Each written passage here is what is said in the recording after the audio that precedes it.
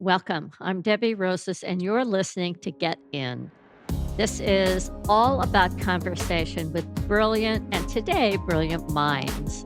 I'm the founder and creator of the NIA Technique, which is an international body and life experience, a holistic workout, practice, and lifestyle for body, mind, emotion, spirit. Been changing people's lives since 1983, and I love nothing more than to have a conversation with somebody that really gets how important it is to listen to your body and live in your body. Our topic today, as I said, is the mind, this thing that we think sits on top of these shoulders. But you're going to learn our mind is not just sitting above our shoulders. We're going to learn that today and talk about it. And also jump into how is it that the body processes extraordinary intelligence from the fingertips down to our toes to our breathing. Everything is thinking for us. Now, in my opinion, our guest, Ellen Petrie Leanse, she is the ultimate mind alchemist. What do I mean by that? She is a new human model.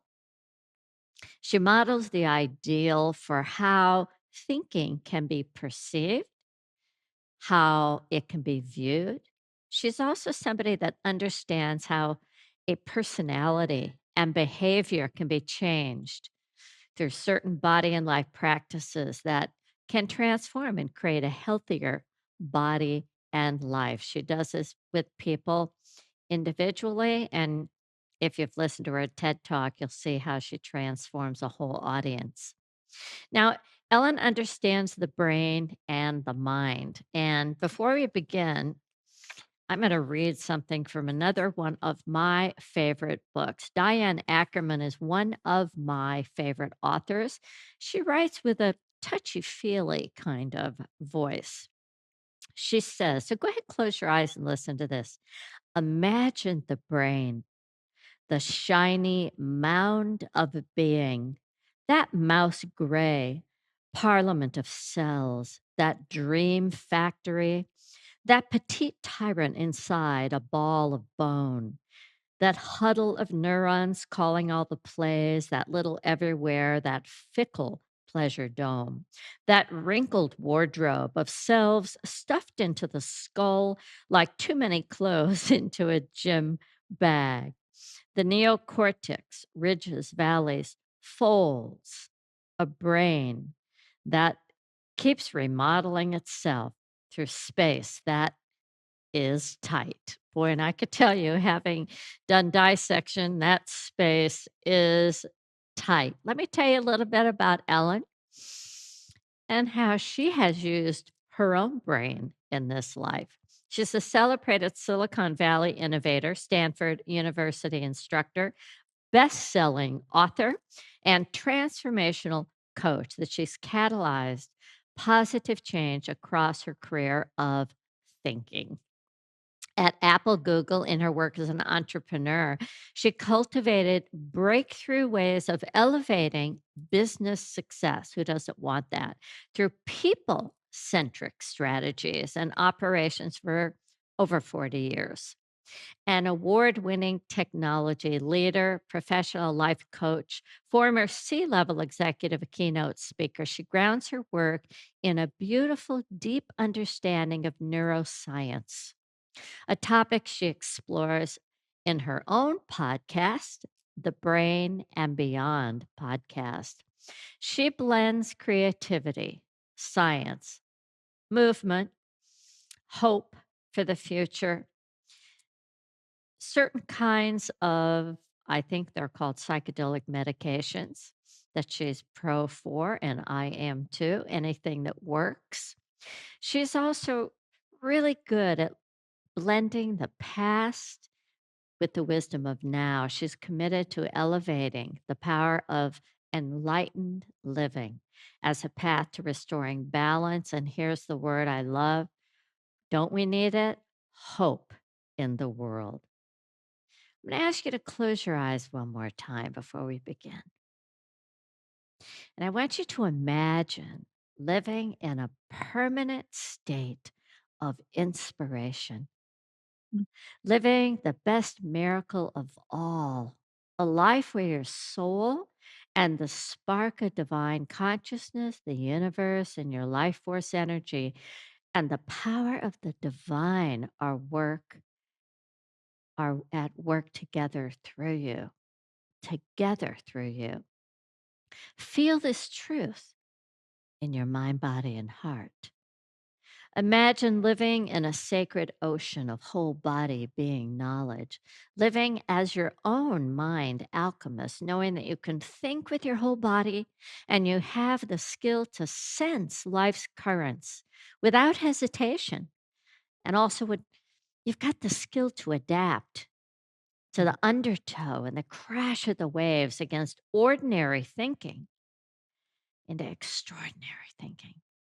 Imagine meeting the pebbles of the limitless realm of the one mind above with the one mind below and finding the magic of life that you have been seeking, you've been looking for. It's in you.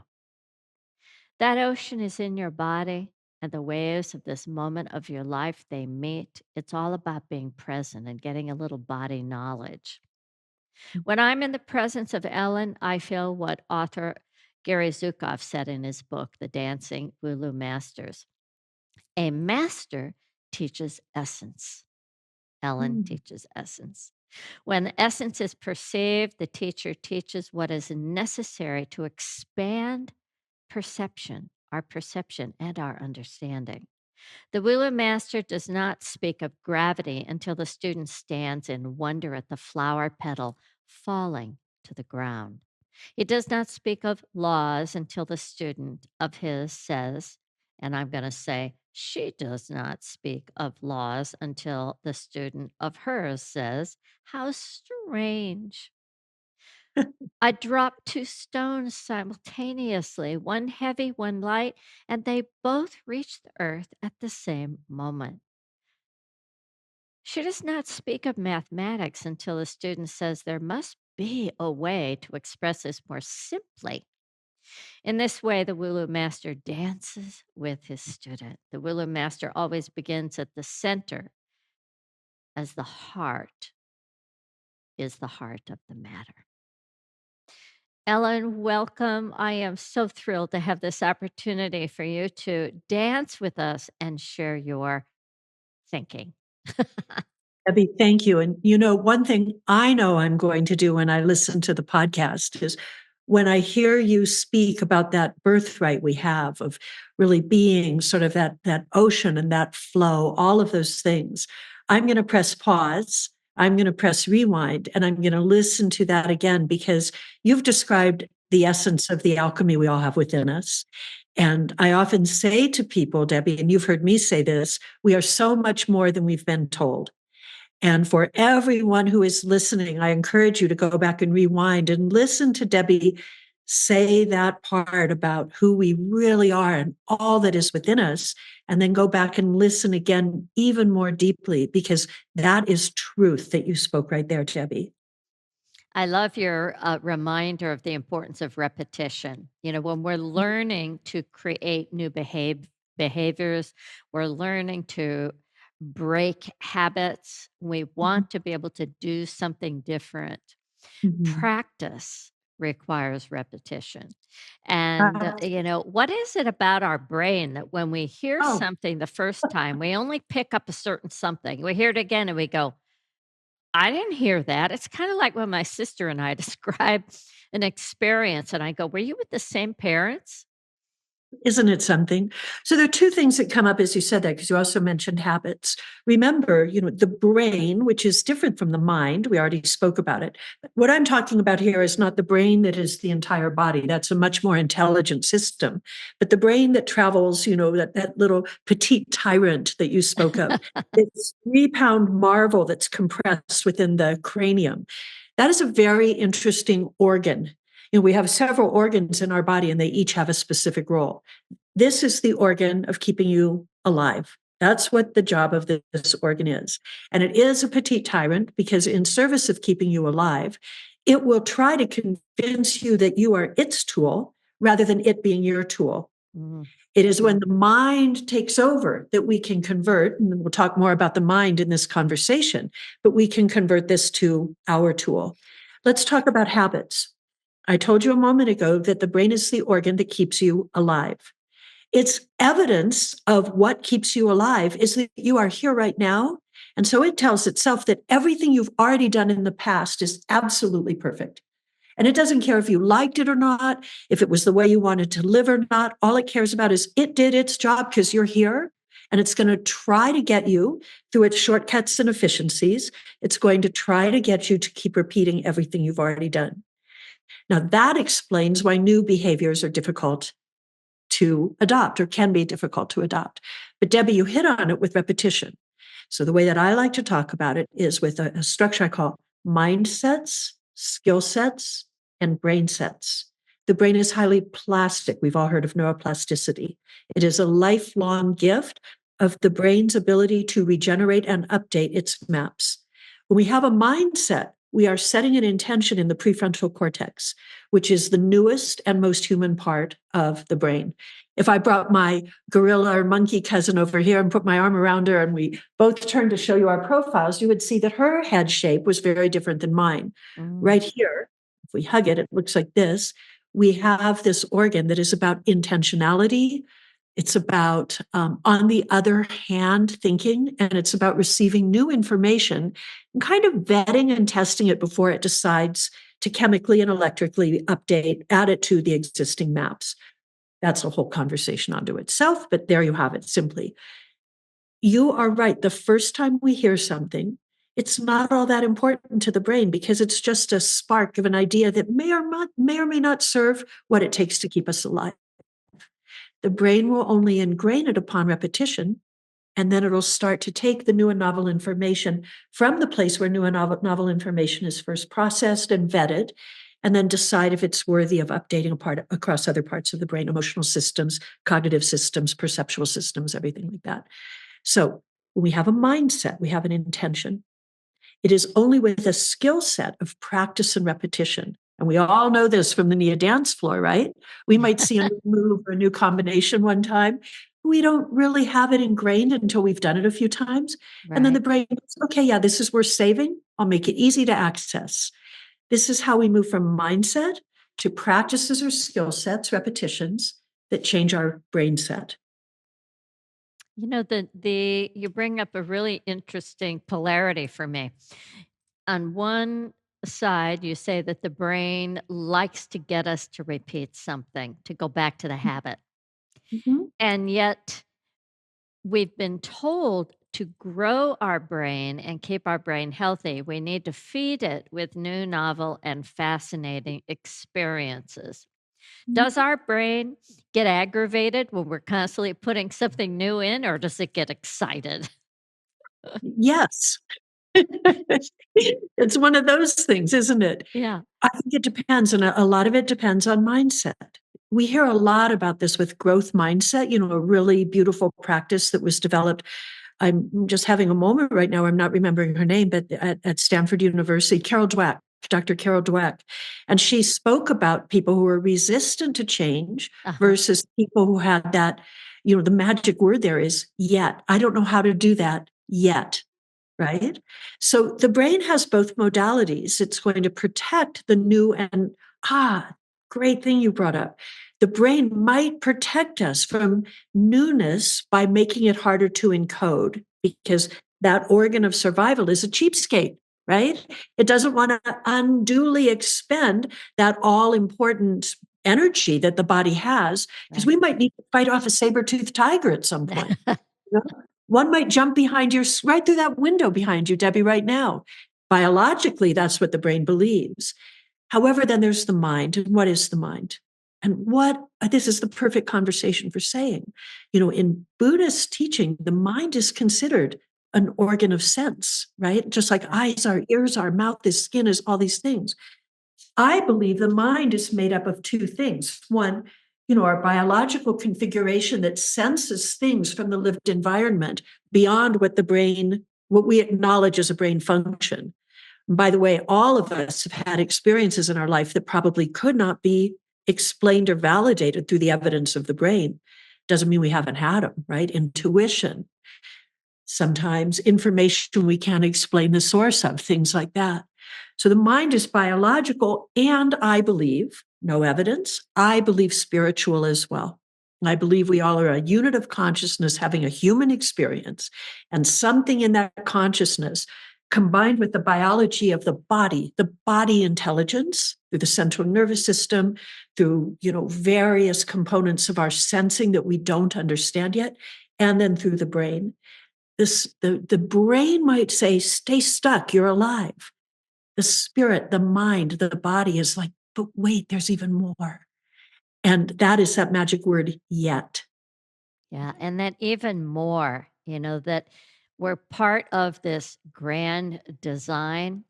It amazes me that my fingers can think for me and I can sense something like 100%. sand Like, under or a feather under the fabric on my couch. It's like, how is that yeah, possible, right?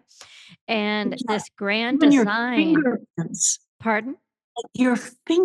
like think of all the times your fingers have brushed and it's just you're picking something up, you're doing something. Now take a Exactly. moment. You feel your fingerprints. And as much as I do use my hands, that Mhm. they are constantly transforming themselves, regenerating themselves, cleansing themselves. It's like, wow, you talk about smart, right? Now, I've always found it interesting that they talk about conscious and non-conscious, or is it unconscious, or is it subconscious? We were having a conversation about this. There's a part of me that I'm aware of. Then there's another part of me that is functioning for me. Thank goodness. Thank you, body. That I don't even have to think. My body is going to let me know when I have to go to the bathroom, let me know when I'm tired, etc. And the 17% of the conscious part of the brain mass, or the 83% of the non-conscious, that's a lot of part working for me, where I don't have to necessarily be concerned if I'm going to get the right information. And then the speed and impulse of information.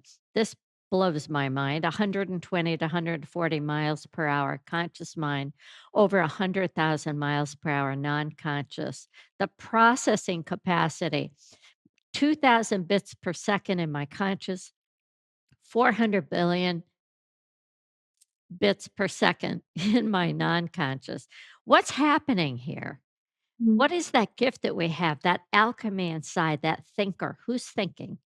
Oh, I love it. But I would say, we have so much information about the way the brain processes information. And I think it's important to call out, different researchers and different research projects have focused on sort of the measurable functions of the brain. Mhm. Yet, kind of to your point, there's so little we understand about the magic of the brain, right? Yeah. So here's what I would say is, remember I told you this is a tool of survival. Mm. And if we look back at a very, very long lineage, a very long history of how the human being and the human brain came to be, we have to go a lot farther back than we can possibly imagine. You heard on one of my podcasts about the very interesting analogy of like a single-celled organism with a flagella, a whip-like tail that is designed to sense information from the environment and provide the motility that would allow us to move towards something good or away from something bad. Looking at that almost as a prototype of what has become the brain and the central nervous system, right? That's Uh-huh. the survival part. If that hypothesis or interpretation holds any water, that means that the original functions and design of the brain is more than 600 million years old. And Right. almost objectively, that's a fact. And by the way, as those changes became from, these different very simple structures, living structures, life holding structures, became then protected by things like, protective sheaths or vertebrae or extended out through nerves, through all of these things. we can see that there are some very ancient parts of the functions that allow us to stay safe and alive. Those functions live more or less very deep in the brain and very much in the center of the brain. If I had my little brain model here, I could show you, but you can imagine it for yourself, right? These are the most ancient parts of the brain. This is the newest part of the brain. The brain, more or less in most species, but very much in the human, sort of evolved function by function moving forward until it comes to the front right here of this. So So, the past really has so much history and memory moving us in some way. We can't separate, totally. right? Past, future, It's it's encoded. Well, I could say I would add present and future. present. Yeah. Got So, it. but in the ancient past of our survival, what some people call the lizard brain, and I really love lizards, so I don't really think it's like lizard brain like that. The the more ancient parts of the brain are inextricably connected to the body, listening all the time to the information that the body is needing to sense or process. Those things, some of them can't be changed. I mean, we can look at people who do really crazy things with breath, like Wim Hof, or a certain group of Tibetan nuns who have these very interesting things they can do with their body temperature and these autonomous functions through breath control, through intentionality, through meditation practices. But for most of the time, these are running on my own. And I'm so grateful for that, Debbie. Mm. If I had to be thinking about like how to form my Oh, mouth when I say these words, I would need a brain so wide, every door in the world would be right. bigger than this. No, the brain is a very efficient machine. And for efficiency, it hardwires and encodes things that are very hard to change.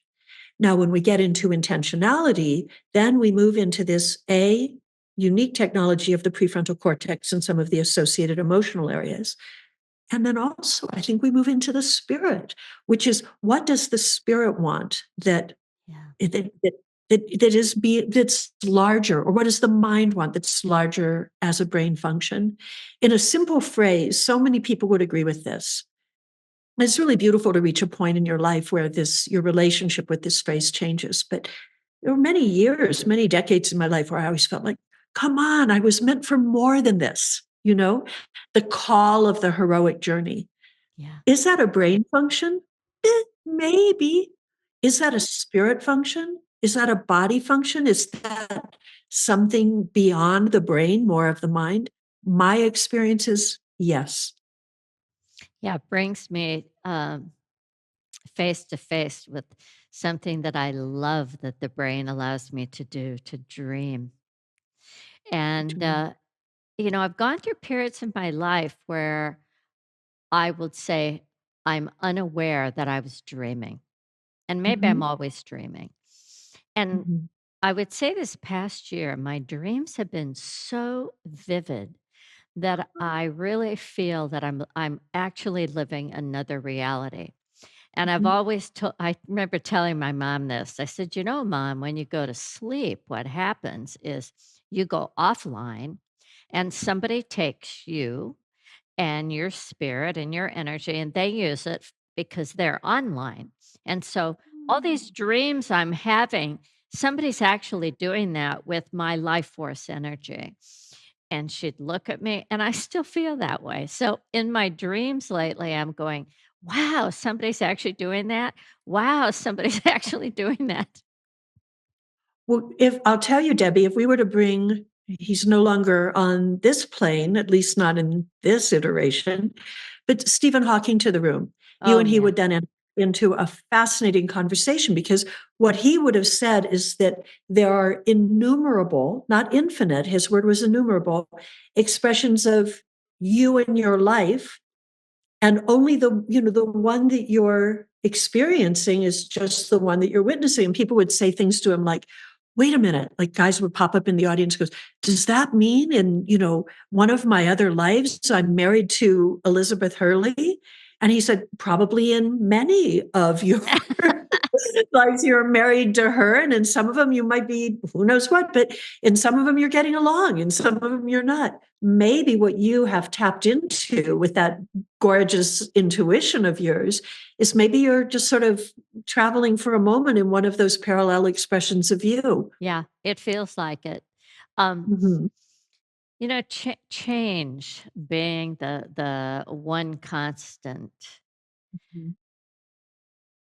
What do you think is the real resistance of people to change and transform? What do you think Hmm. is really at the root? Wow. I think so. Three things come to mind. One is that in people who resist change, the brain is making them their tool and locking them into that false notion of safe and alive. A lot of times in my coaching work, um, I talk about the difference between safety and comfort. Yeah. And in a way, the brain's theory of what will keep you safe is actually its theory of what will keep you comfortable, which is usually stuckness, right? Yeah. And so I would say that the first thing I'd want to say is resistance to change is the brain's theory of what it takes to keep you safe has been conflated with its theory of your comfort. And Mhm. it's time to start talking to your brain when we can to say, hey, thanks for watching out for me, pal. I got you. I see you. You're doing great. However, you're confused. It is absolutely safe for me to walk out onto that dance floor and try something I've never tried before, or look at a person I care about in the eyes and say, there's something I want to change in the way we're relating to each other, right? And the brain thinks that's safety. No, it's just comfort. So know the difference and act accordingly. We can tell our brain, honey, I got you. You're doing great. Thank you, brain. Love you. And I, writ large, want something different, right? The other thing is, and I see this very often, our society, our culture puts so much pressure on people to stay nice and domesticated. Do you know what I'm saying? Absolutely. Obey all of those rules so that we fit into a system. And then when we look at the system, we think like, well, the system seems to be working, even though I don't necessarily like it, but I must be the one that's wrong. So I'm going to obey the system. Well, the Yeah. funny thing is if we really look at that closely, if we really open up and are honest with each other, most of us would say, the system doesn't really make sense. I want something different. But I'm the only one wanting it. Somebody's going to, and I did research on this, right? Somebody else is going to come in and go, no, you're not the only one wanting that. I'm wanting that too. And then the third thing I want to say, Debbie, because I'm making up a story that quite a number of your listeners are women. And what we as women need to remember is that for the last 3,500 years, we have been filling a place in society that is such a subset of who we really are. Mhm. People talk about, I read on a headline today on a project I'm working on, the fight for equality. Well, when it's a fight for equality, there's another opponent and nobody's going to ever win. There's going to be a fight. If it's a fight, it's all of this. What I believe we need to remember is that the only reason our species survived for the first 200 to 300,000 years of our existence, and the species before us, way before us, also survived, had nothing to do with equality. It had everything to do with mutuality. We were Yeah. better together. This is the way we're supposed to be. Women need to reclaim our power, our knowledge, our truth that our bodies and our cells know of who we really are and stand in that in grace and wholeness. It is the most generous offering we can make to the world because by setting up that example, we actually help to influence change in a society where everyone can stand in their wholeness and power. Wouldn't you want that for one and all? Absolutely. Absolutely. I all I have to do is to watch the sunset and the moon rise to remember this, to Remember remember that. the union and the communion of forces of yin and yang, whether you call it masculine and feminine, man, woman, Force the or flow. These are complementary forces that complementary complete each other. forces. Yeah. And since you and I are both geeks, let's just name it. this is a principle that we see on all scales in the universe, from subatomic particles Yeah. to the swirlings of, the cosmos.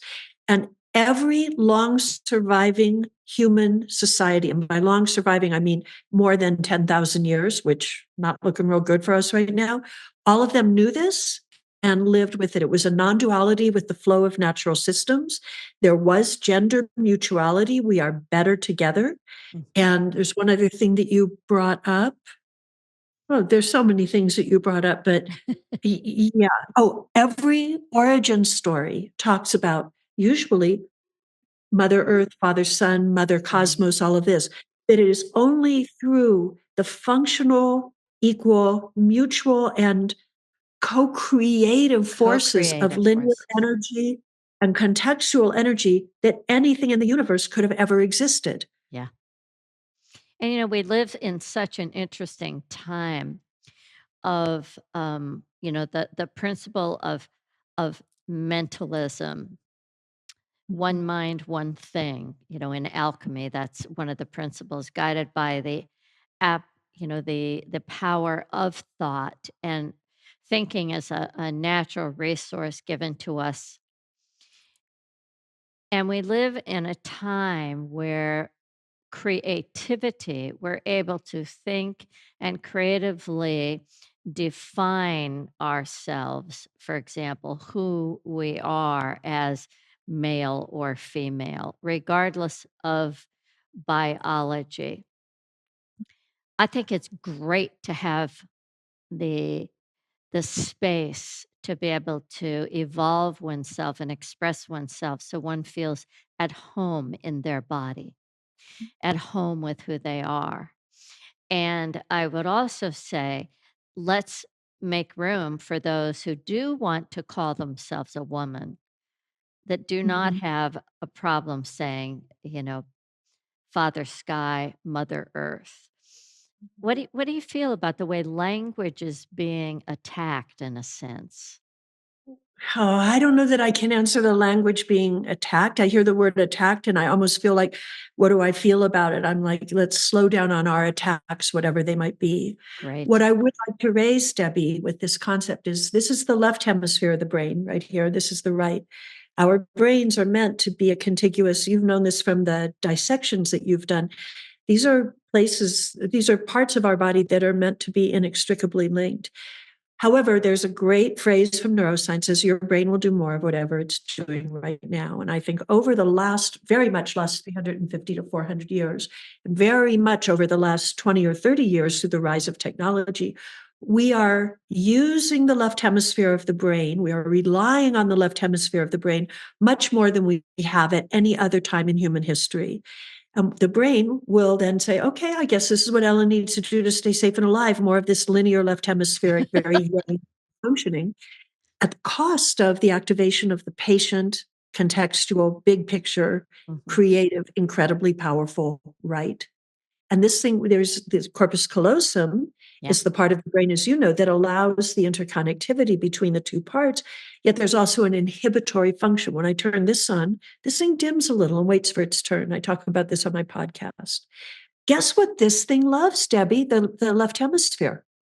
It loves binaries because binaries allow us to go back to that very ancient part of our brain that goes like good or bad, right or wrong, move Right. toward it or move away from it. As we continue to rely on the left hemisphere of the brain, it's a process I call mental climate change. We we see things more and more as binaries or polarities, because Mhm. that's what this part of the brain is. It's one of the important things the brain does. We categorize and classify, and we look at separation rather than unity. These are all neuroscientific, neurochemical, call it what you will, functions that shape our perceptions, our interpretations, and our actions. So, if we look at the long arc of human history, I'm super interested in what's called the queen of questions. My good friend Lucy Cook, who is the author of an incredible book called Bitch on the female of Oh, the right. species, female biology, amazing book. She says, she calls that the queen of questions. It's when did sexual differentiation begin? When did we move from single cell organisms becoming, performing mitosis? And when did there become this thing that allowed two slightly different organisms to come together to Mhm. create an organism that can survive better because of genetic diversity and adaptability? I told you I love lizards. I saw my first lizard 2 days ago. She was a female New Mexico whiptail. And how do I know that she was a female? It's an all female species. It reproduces through something that is not about genetic diversity from two different organisms.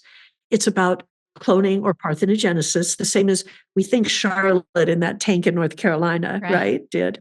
But the reason that I say this is gender is sex and gender, they're different things, but biological sex assignment is something we just don't, we think we understand it a lot better than we do. We are all somewhere on a spectrum because Right. genetics constantly experimenting to say what will allow this species to survive.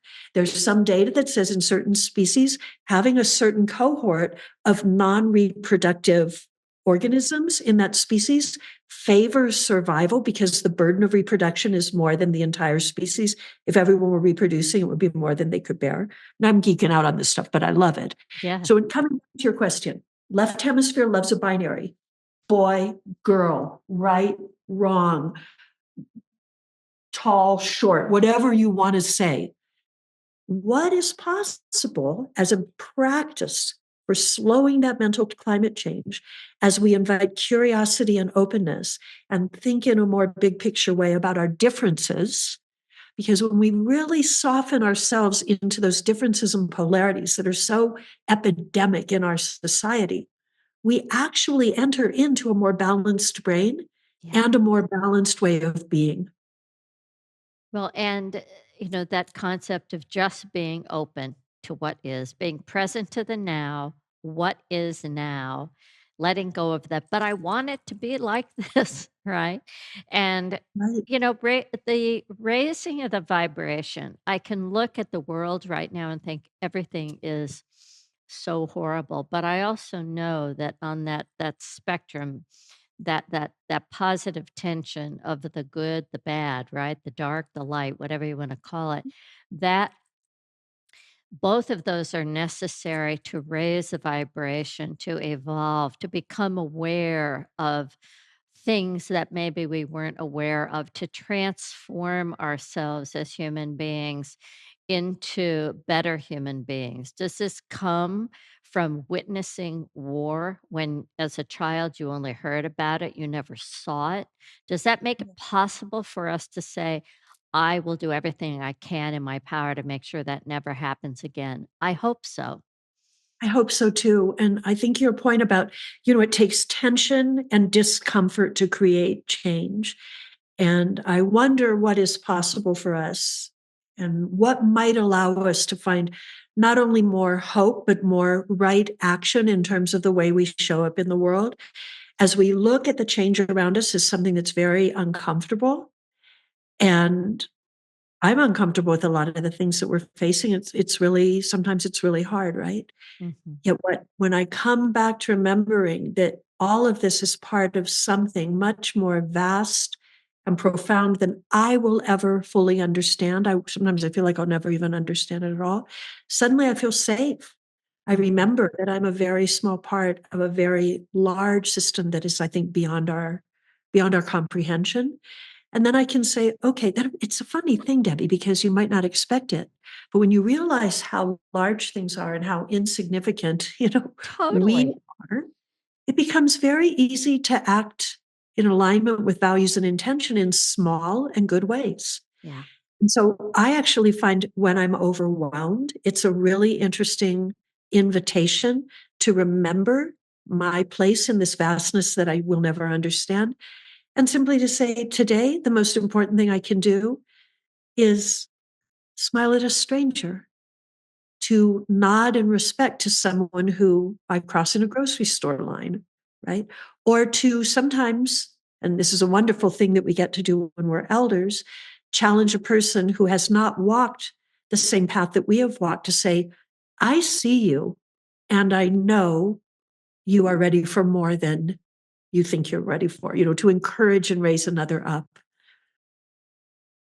Yeah, Debbie, to be kind. to be Can we kind. just go back to Yeah. being kind, and, it There's, seems so simple and again, I it's, ask the question, why is it there is so much, anger, blame, shame, hatred being expressed? It yeah. I have to believe it needs to be expressed. I don't know. Well, I think you're right. And it's illustrating for so many of us what does need to change. And remember that emotions do drive our perception, and fear is a huge emotion. And Yeah. we get very triggered, and it's a neurochemical response. It also, not only does the amygdala get involved, but also the hippocampus, which is more of the course correcting and regulating part of the brain that calms the amygdala down, gets involved. And one of the things that's really hard for me to accept, but seems to be a neuroscientific reality, is the hippocampus can really get fatigued and kind of give up and just sort of say, okay, I guess stress and anger and anxiety are the natural state. There Uh-huh. is research, there's difference. Some say it's recoverable. I believe it is, but they're, longer story.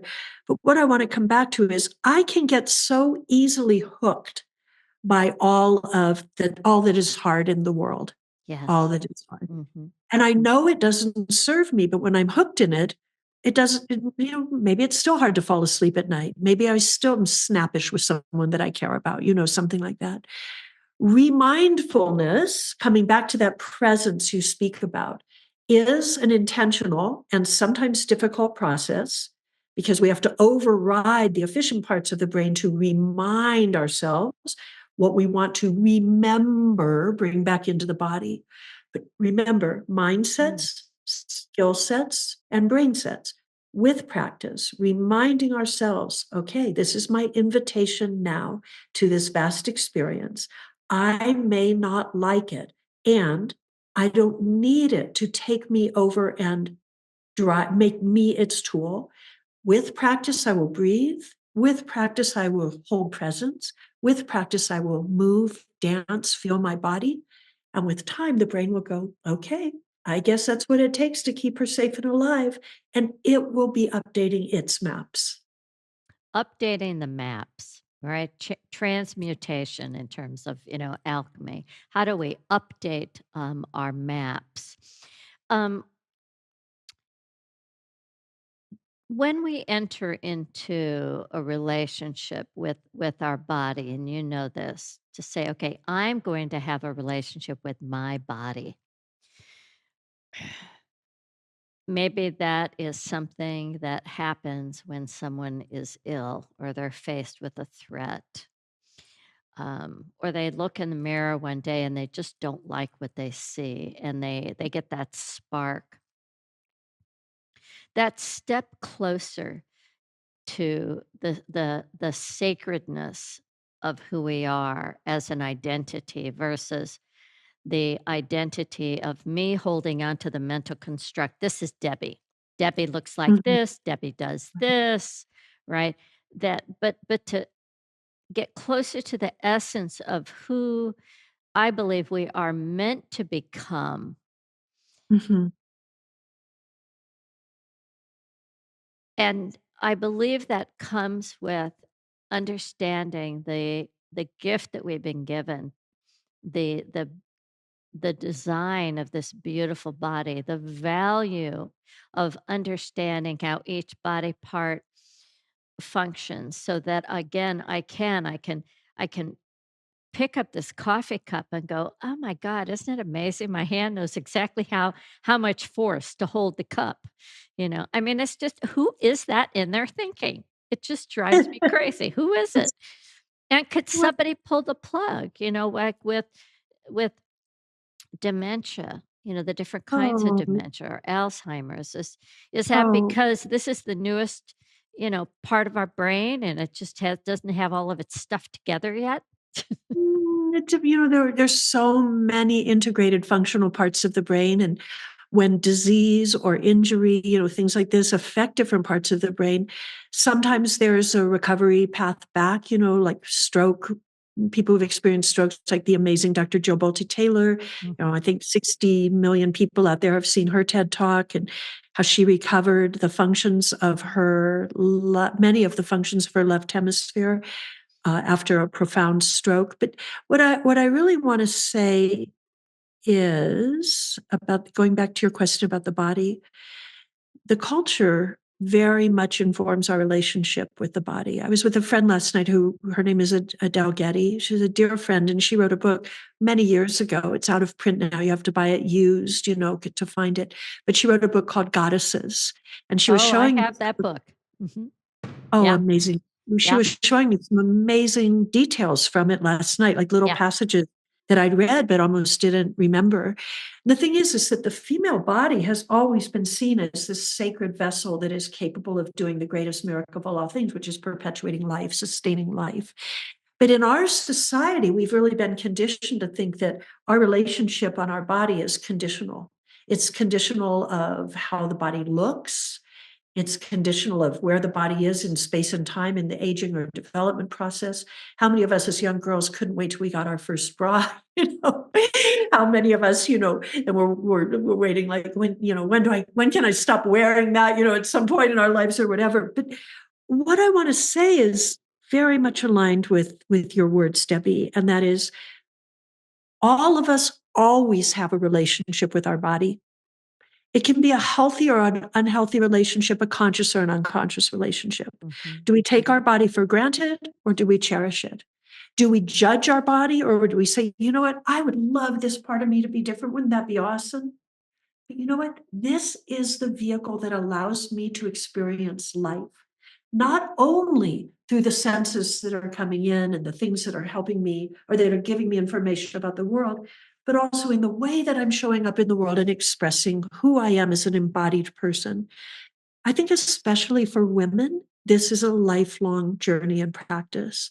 I turned 65 years old last year. And I think this is a little bit hard for me to admit, but I think, and Nia has helped me very, very much with this. For the first time in my life, at the time where my skin may not look like I wish it did, where my clothes might not always fit the way they once did, things like that. I'm kind of in love with my body Yeah. because without it, I couldn't be here. It is my vehicle for experiencing and living life. And there is something that's come to me in these elder years and through various practices that I would love to wish upon younger people. And that is, this is not who we are, right? This is just what lets us travel. And to treat it with the care we would treat anything else that really allows us to travel, just to really appreciate that this is not who we are. It's just how we are in a way, and to love that in relationship, to care for it with the long term in mind, and to celebrate what it is. And if we remember to do that, we'll be much more like all of those ancestors hundreds of thousands of years before us who were just like, I get to be alive, and this is what I get to be alive in. Okay, let's make this work.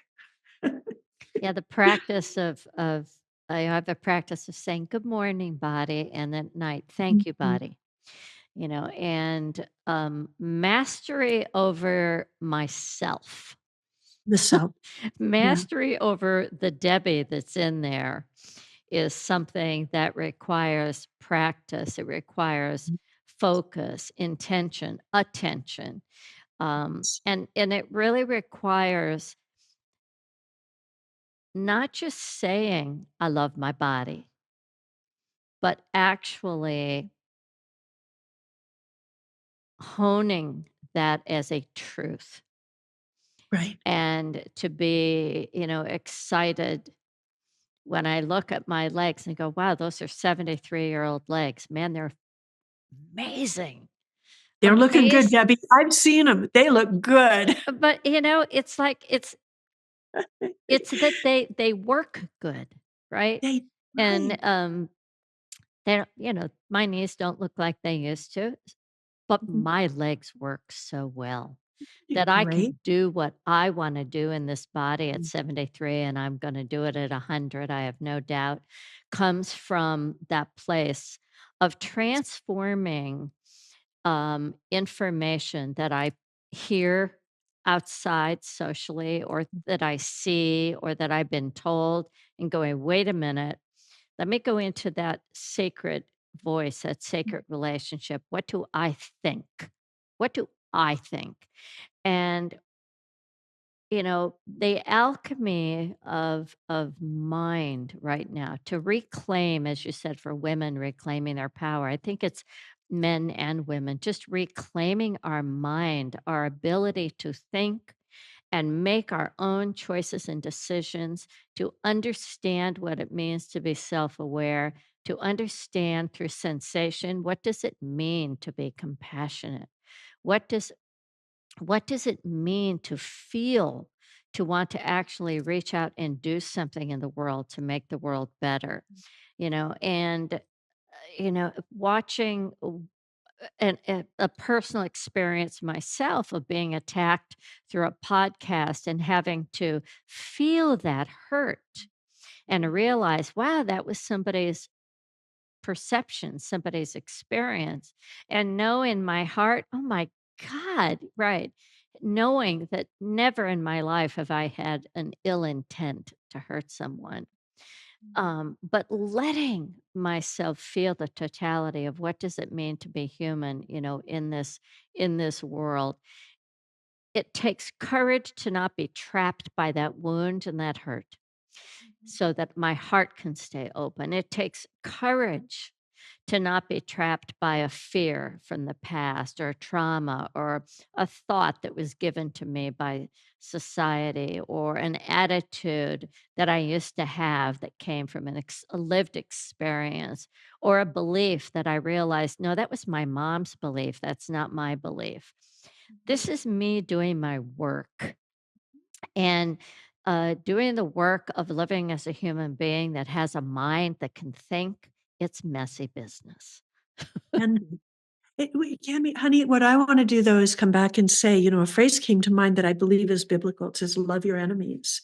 And I'd Yeah. never thought of this until listening to your words right now, but in a way, all of this is here to teach us, Yeah. right? Help us grow and evolve, and we have no idea what that teaching, what that learning is in service to, but in loving our enemies, when something comes up that feels adversarial or oppositional, what can we learn from it? How might we have empathy for it? How can we go back to like you said, the larger causes and conditions that are shaping all of this swirling of the linear and the vast, and just come to a certain equilibrium and peace with it. I think that's what I heard from your words, and it's very wise teaching. So thank Well, you. and I when you say, what was learned, I Mhm. think that the biggest lesson always for me is how delicate human beings are.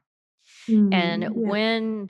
when anyone is in the position of power, in a sense of saying, Mhm. "We're gonna do this. Let's step Mhm. front and back." Right? Mhm. Um, seems simple, right? Well, let's free dance. We're gonna go out into the dance floor and just dance. Right. We can never know how someone has lived and how that invitation, even though it's an invitation, how that invitation will be perceived. And we can never Mhm. know their readiness to actually experience what they're going to experience or their Mhm. readiness to somehow understand Mhm. and manage and find meaning for what's happening. And if one can't find meaning and grow, as you said, then it's very easy to say, "You did that to me." Mhm. That's a, Yeah. that's a level of consciousness and human development that I am very aware of now that not everybody is ready to change. Debbie, that is so wise and generous, and it lands in me with a big ring of truth. Yes. And we must have empathy for that and see it through that perspective, Yeah. even when it's hard. Yeah. Yeah. Yeah. Well, that is the healer's perspective. Mhm. And I do perceive myself, Mhm. as as a healer, and you can put the hand out and say, "I'm here, let's have a conversation," and if somebody comes, wonderful, then it can grow and open even more, and if they don't, then they don't. But what's always important, I think, is the treasure of the heart and how we keep that treasure, Mhm. healthy, Mhm. because a heart can break and a heart can get hurt, and when the heart hurts, this hurts. Yeah. They're so tied. They're so They are tied. so tied. And then for those who are listening rather than watching, Debbie moved her hands from her heart to her head. And I want to also say, and also this can hurt. And I moved my hands down my body. Yeah, We are an integrated system, as you always say. And we must remember that the feelings that we have are very, very important information. They're a form of intelligence that needs to be acknowledged, listened to, and at least considered as we take action. And, my son taught me this phrase once: silence is violence. When we silence or deny any of the intelligence in our beings, our bodies, our spirits, our minds, our soul, our whatever, we actually are and science proves this very beautifully, we are actually, and by the way, we don't need science to prove it. It's something humans have known for thousands and thousands and thousands of years, Chinese medicine, the Vedics from, India, all of this. But the body does pay the price, right? The body keeps the score. yeah, And so finding ways to release these things that pain us in our hearts is a very, very important path to growth, wholeness, and health. yeah. The path of the heart, right? Mhm. Well, I can't thank you enough, Ellen, for this fantastic, enjoyable conversation. You remind me of how important it is to have the right tools, have a map, be in the right environment, Mhm. to have good leadership that can lead you. If you get lost, you go astray, to find like minded fellow travelers to go on this Mhm. journey of life in a body. That journey that's meant to be experienced, I believe, intentionally, Yes. purposefully, and Mhm. guided by what is meaningful and important to each one of us. When we know what's important to us, it's sort of like a little North Star. We have a light that can point us in the right direction. I don't know what is important to you, but I do know what's important to me is to surround myself with people like Ellen, somebody that has changed my life through the way that she thinks. Finding Mm. your way back home to your body in a deeper and more meaningful way is what I know Ellen and I are so interested in, to help you find your way back home to this beautiful gift of a body. I did it by taking off my shoes. It changed my whole world. And never stopped looking at this magnificent body that thinks, my whole body. Ellen, what would you like to leave our listeners with? Give a little. Oh, thank you. Here's what I'd say. You mentioned alchemy. We are all our own alchemists, and we all know it. And really, everyone listening, because if you're listening to Debbie, you are drawn to this journey in such an aligned way. You know in your cells, in your soul, in your spirit, in your heart, that you are so much more than you have been told. Two things about that. One, start getting your brain to remember that. Yeah, And second, remember if it's true for you, if it's true for Debbie, if it's true for me, if it's true for anyone, it's true for all of us. And see people as that alchemy in the making that we are here to be. beautiful. Ellen, where can people find out more about you? Thank you. Well, two good ways would be, one is on my website, and I think you're going to publish the link, but it's Ellen Leanse, Leansc.com. And the other one would be on through my podcast. And I think there's some good episodes about the brain. There's a fantastic one about Miss Debbie on there, but that is called thebrainandbeyond.com, all one word, thebrainandbeyond.com. And I hope you'll listen. You can find me on whatever player you like to listen to, Apple, Spotify, all the things. Yeah. And And then I should if they say, drop into a Nia class in Santa Fe, they might run into you on the dance oh, floor. yes, you will find me on the dance floor. And then I am currently working on a new book concept about really the truth of what it means to be female, biologically, evolutionarily, culturally, and spiritually. Wow, that is so in line with my project, Awakening the New Feminist Spirit. I know we've talked about it. Can't wait to come Absolutely. together and share a little more wisdom. Thanks, everybody, for joining us. To find out more about me, you can visit my new online magazine, Awakening Body and Life, at debbierosas.com. And you can sign up there and you'll receive inspiring body and life wisdom every week. You can also find me on Facebook by searching Nia, on Twitter or Instagram at Nia Technique, and on nianow.com. And I also invite you to get 2 weeks free to experience movement for the body, the mind, the emotions, and spirit. Go to Nia On Demand. You'll get 2 weeks free.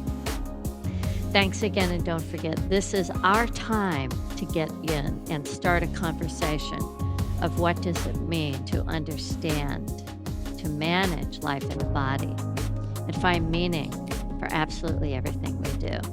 Thanks so much, and I'll see you next time.